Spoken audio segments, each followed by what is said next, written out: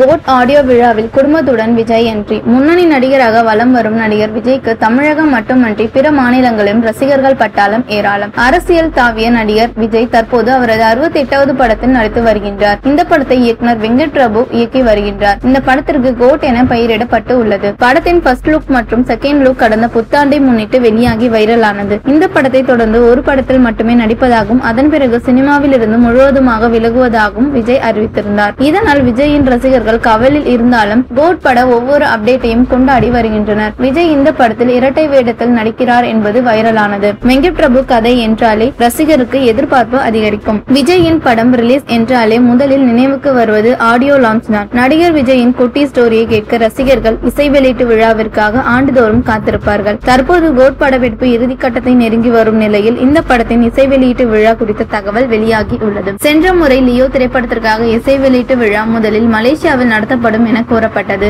அதன் பிறகு சென்னையில் நடத்த திட்டமிட்டு இறுதி நேரத்தில் அதற்கு உரிய அனுமதி கிடைக்காத நிலையில் இசை வெளியீட்டு விழா நடக்கவில்லை. இருப்பினும் கோட் திரைப்பட இசை வெளியீட்டு விழா முன்கூட்டியே நல்ல திட்டமிட்டலோடு நடக்கும் என்றும் மலேசியா அல்லது சிங்கப்பூர் ஆகிய இரு நாடுகளில் ஒரு இடத்தில் இந்த இசை வெளியீட்டு விழா நடைபெறும் என்றும் எதிர்பார்க்கப்படுகிறது. இந்த ஆடியோ விழாவில் விஜயின் குடும்பத்தினர் கலந்து கொள்ள இருக்கின்றார்களாம். விஜயின் மகனும் முதல் முறையாக ஆடியோ விழாவில் என்ட்ரி கொடுக்க இருக்கின்றாராம்.